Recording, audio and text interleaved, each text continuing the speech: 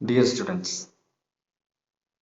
Calcutta University BCom Corporation 5th സെമസ്റ്ററിൽ specialisation subject ആയിട്ട് ഉൾപ്പെടുത്തിയിട്ടുള്ള ലീഗൽ എൻവയോൺമെന്റ് ഫോർ കോഓപ്പറേറ്റീവ്സ് എന്ന സബ്ജക്റ്റിന്റെ മറ്റൊരു വീഡിയോയിലേക്ക് നിങ്ങൾക്കെല്ലാവർക്കും സ്വാഗതം. എൻ്റെ പേര് റിയാസ്, ലിമൻ college of advance studies vice പ്രിൻസിപ്പളാണ്.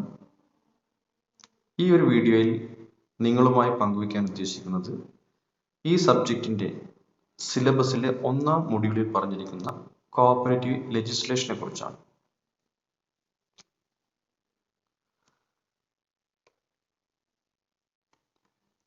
Legal environment for cooperation, ഇതിന്റെ ഡീറ്റെയിൽഡ് സിലബസിന്റെ വീഡിയോ നിങ്ങളെല്ലാവരും ശ്രദ്ധിച്ചു കാണുമെന്ന് വിശ്വസിക്കുന്നു. പാശ്ചാത്യ രാജ്യങ്ങളിൽ നിന്നും വിഭിന്നമായി ഇന്ത്യയിൽ കോഓപ്പറേറ്റീവ് സെക്ടറിന്റെ ഡെവലപ്മെന്റ് ഉണ്ടായത് ഇന്ത്യയിൽ നിലയിൽ വന്ന ലെജിസ്ലേഷൻ, കോഓപ്പറേറ്റീവ് ലെജിസ്ലേഷന്റെ ഭാഗമായിട്ടാണ്. പാശ്ചാത്യ രാജ്യങ്ങളിൽ കോഓപ്പറേറ്റീവ് സെക്ടർ പല സ്പോണ്ടേനിയസ് മൂവ്മെന്റുകളൊക്കെയായി ഡെവലപ്പ് ചെയ്തെങ്കിൽ ഇന്ത്യയിൽ കോഓപ്പറേറ്റീവ് സെക്ടർ കോഓപ്പറേറ്റീവ് ലെജിസ്ലേഷന്റെ ഭാഗമായിട്ടാണ് പുരോഗതി പ്രാപിച്ചത്. കോഓപ്പറേറ്റീവ് ലെജിസ്ലേഷന്റെ ഫീച്ചേഴ്സ് നോക്കുകയാണെങ്കിൽ പലതരത്തിലുള്ള സവിശേഷതകൾ നമുക്ക് പറയാൻ കഴിയുമെങ്കിലും ഈ വീഡിയോയിൽ പ്രധാനമായും 5 ഹെഡിങ്ങുകളായിട്ടാണ് ഞാൻ ഇതിന്റെ ഫീച്ചേഴ്സ് നിങ്ങളുമായി പങ്കുവയ്ക്കാൻ ആഗ്രഹിക്കുന്നത്. Creation, legal status, organisational framework, control and assistance, auditing and accounting, maintaining the true character. ഈ 6 ഹെഡിങ്ങുകൾ കേന്ദ്രീകരിച്ച് നമുക്ക് കോഓപ്പറേറ്റീവ് ലെജിസ്ലേഷന്റെ ഫീച്ചേഴ്സ് എന്താണെന്ന് ഡിസ്കസ് ചെയ്യാം. ഒന്നാമതായി creation. That the cooperative is a lawful organization created by minimum number of persons belonging to the same class. Cooperative ലെജിസ്ലേഷനിൽ ഒരു cooperative society രൂപീകരിക്കുമ്പോൾ അത് എങ്ങനെ രൂപീകരിക്കണം, അതിന്റെ ക്രിയേഷൻ, അതിലുണ്ടായിരിക്കേണ്ട അംഗങ്ങൾ തുടങ്ങിയ കാര്യങ്ങളെ കുറിച്ചെല്ലാം ആ നിയമം പറഞ്ഞിരിക്കുന്നു. സോ കോഓപ്പറേറ്റീവ് ലെജിസ്ലേഷന്റെ സവിശേഷതയായിട്ട് നമുക്ക് പറയാൻ പറ്റുക ആ കോഓപ്പറേറ്റീവ് സൊസൈറ്റി രൂപീകരിക്കുന്നതിൽ അതിന്റെ ക്രിയേഷനുമായി ബന്ധപ്പെട്ടുള്ള വിവരങ്ങൾ ആ ലോയിൽ പ്രധാനമായിട്ടും പറഞ്ഞിട്ടുണ്ട് എന്നുള്ളതാണ്. ദെൻ അടുത്ത ഹെഡിങ് ലീഗൽ സ്റ്റാറ്റസ്. നമുക്കറിയാം ജോയിന്റ് സ്റ്റോക്ക് കമ്പനി അതിൻ്റെതായിട്ടുള്ള ഒരു ലീഗൽ സ്റ്റാറ്റസ് ഉണ്ട്. അതുപോലെ തന്നെ കോഓപ്പറേറ്റീവ് സെക്ടറിലുള്ള ഓരോ ഓർഗനൈസേഷനും ലീഗൽ എൻറ്റിറ്റി ഉണ്ട് എന്നുള്ളതാണ്. അതുമായി ബന്ധപ്പെട്ടിട്ടുള്ള കാര്യങ്ങൾ ആ ഒരു ലെജിസ്ലേഷൻ, കോഓപ്പറേറ്റീവ് ലെജിസ്ലേഷനിൽ പറഞ്ഞിട്ടുണ്ടായിരുന്നു. That a cooperative act as a legal personality, that is right to own property, borrow and lend money, buy and sell goods, sue and be sued, etc. So അതുമായി ബന്ധപ്പെട്ടുള്ള കാര്യങ്ങൾ ഇത്തരത്തിലുള്ള കോഓപ്പറേറ്റീവ് ലെജിസ്ലേഷനിൽ ഉൾക്കൊള്ളിച്ചിട്ടുണ്ടായിരിക്കും. സോ ഈ ഒരു act അല്ലെങ്കിൽ law പഠിക്കുമ്പോൾ നമുക്കതുമായി ബന്ധപ്പെട്ടുള്ള എല്ലാ സംശയങ്ങളും ദൂരീകരിക്കുന്ന തരത്തിലുള്ള ക്ലോസുകളും സെക്ഷൻസുകളും ഈ ഒരു ലെജിസ്ലേഷനിൽ ഉൾക്കൊള്ളിച്ചിട്ടുണ്ടായിരിക്കും. സോ ലീഗൽ സ്റ്റാറ്റസ്, നമുക്കറിയാം കമ്പനി ഒരു ലീഗൽ പേഴ്സൺ ആണ്, അതേപോലെ തന്നെ കോഓപ്പറേറ്റീവ് സൊസൈറ്റിയും നിയമത്തിന്റെ മുന്നിൽ ഒരു വ്യക്തിയാണ് എന്ന് മനസ്സിലാക്കുക. Then organizational framework. The law provides the board pattern for a cooperative organization and its workings, namely what kind of a cooperative is, how is to be financed and controlled, how surplus and losses are to be distributed, and how, if necessary, it is to be wound up. ഓരോ cooperative ലെജിസ്ലേഷൻസും ആ organisation, ആ law provides the board pattern for a cooperative organisation and its working.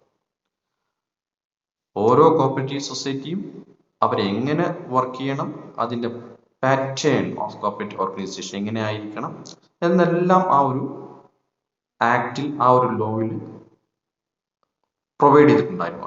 അതായത് നമുക്ക് വിശദീകരിച്ച് തരും. അതിൽ പറയുന്നത് ഏത് തരത്തിലുള്ള കോപ്പറേറ്റീവ് സൊസൈറ്റിയാണ് രൂപീകരിക്കുന്നത്, അതെങ്ങനെ ഫിനാൻസ്, അതിൻ്റെ ഫിനാൻസ് എങ്ങനെ കണ്ടെത്തണം, അതെങ്ങനെ, അതിൻ്റെ കൺട്രോളിങ് പ്രോസസ്സ് എങ്ങനെയാണ്, ദെൻ സർപ്ലസോ ലോസോ ഉണ്ടായെങ്കിൽ അതെങ്ങനെ ഡിസ്ട്രിബ്യൂട്ട് ചെയ്യണം, പിന്നെ അതുപോലെ തന്നെ ഏതെങ്കിലും കാരണവശാൽ ഈ ഒരു കോപ്പറേറ്റീവ് ഓർഗനൈസേഷൻ വിടപ്പെടേണ്ടി വന്നാൽ അത് എങ്ങനെയായിരിക്കണം, അതിൻ്റെ ഫോർമാലിറ്റീസ്, ഇതെല്ലാം ഒരു നിയമം രൂപീകരിക്കുന്ന സമയത്ത് അതിൽ ഉൾക്കൊള്ളിച്ചിട്ടുണ്ടായിരിക്കും. Then control and assistance. The law provides as to how the state can affect, control and provide assistance. The state assistance may take the form of concession with regard to reduced taxation, stamp duty ലായിരിക്കാം, registration fees ലായിരിക്കാം, income tax ലായിരിക്കാം, capital loan on easy terms, contribution to share capital, grant of subsidy and guarantee, or the provision of trained staff, consultants and supervisions.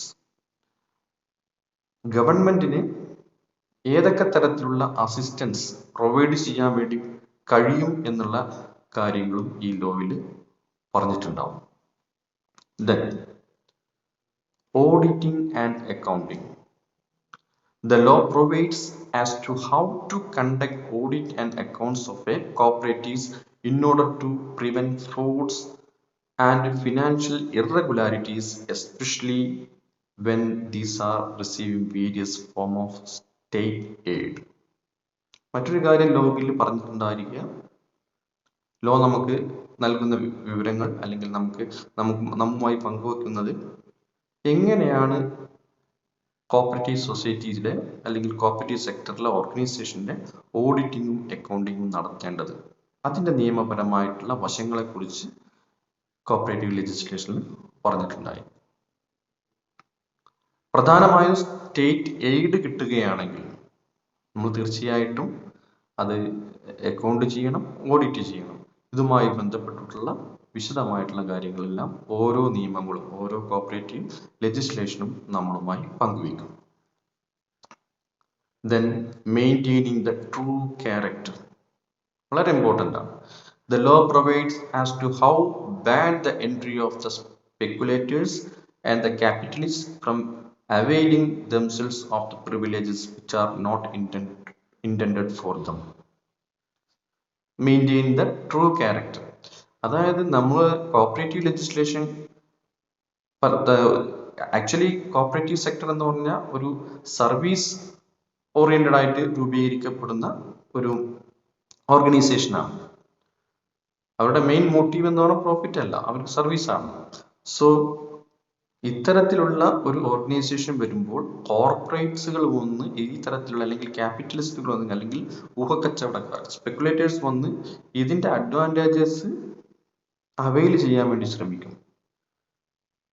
അത് തടയാൻ, അങ്ങനെയുള്ള ഒരു entry തടയാൻ എന്തൊക്കെ മാർഗങ്ങളാണ് ഈ നിയമത്തിൽ ഉൾക്കൊള്ളിച്ചിട്ടിരിക്കുന്നത് എന്നുള്ളതെ കുറിച്ചും നമുക്ക് ഈ ഒരു നിയമം നമ്മളെ അറിയിപ്പ് നൽകുന്നതായി. സോ ഇത്തരത്തിൽ നമുക്ക് ഈ ഒരു ലോയുടെ ഫീച്ചേഴ്സിനെ നമുക്ക് ഷോർട്ടൻ ചെയ്ത് പറയാം. ഒരു ലോ എന്ന് പറയുമ്പോൾ അല്ലെങ്കിൽ കോപ്പറേറ്റീവ് ലോ ആയിക്കോട്ടെ മറ്റേത് ലോ ആയിക്കോട്ടെ, അത് നമുക്ക് തരുന്ന വിവരങ്ങൾ വളരെ അധികമാണ്. എന്നാലും നമ്മൾ ഫീച്ചേഴ്സ് എന്ന് പറഞ്ഞിട്ട് ഈ ഒരു 6 പോയിന്റിലേക്ക് നമ്മൾ കൺക്ലൂഡ് ചെയ്യുകയാണ്.